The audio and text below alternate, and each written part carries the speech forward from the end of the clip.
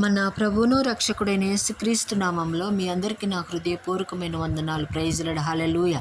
ఈరోజు వాక్యము యెషయా గ్రంథము 1వ అధ్యాయము 15వ వచనం. మీరు మీ చేతులు చాపునప్పుడు మిమ్మను చూడక నా కన్నులు కప్పుకొందును.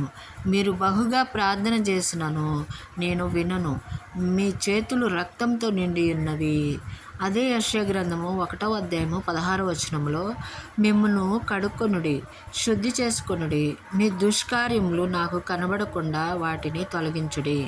మన చేతిలో పాపముండిన ఎడల మన చేతులు రక్తంతో నిండి ఉన్నవని దేవుడు చెప్తున్నాడు. మన చేతులు శుద్ధీకరించుకోవాలి. మలిన వస్త్రం తీసివేయమని దేవుని బ్రతిమాలుకోవాలి.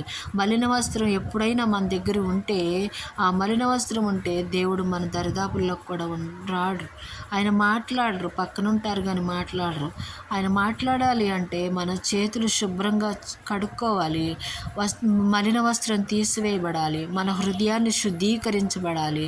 ఆయన మలిన వస్త్రం తీసివేసి ఆయన రక్తంలో మనల్ని కడిగి శుద్ధీకరిస్తే ఆయన మనతో మాట్లాడతాడు. పరిమళ వాసనగా స్తుతి వస్త్రం దయచేస్తాడు, ఉల్లాస వస్త్రం దయచేస్తాడు, రక్షణ వస్త్రం దయచేస్తాడు, మహిమ వస్త్రం దయచేసి నీతి కిరీటం ధరింపజేసి ఆయన జీవగ్రంథంలో మన పేరు రాయాలి అంటే మనం శుద్ధులమై ఉండాలి. దేవునికే మహిమ కలుగును గాక.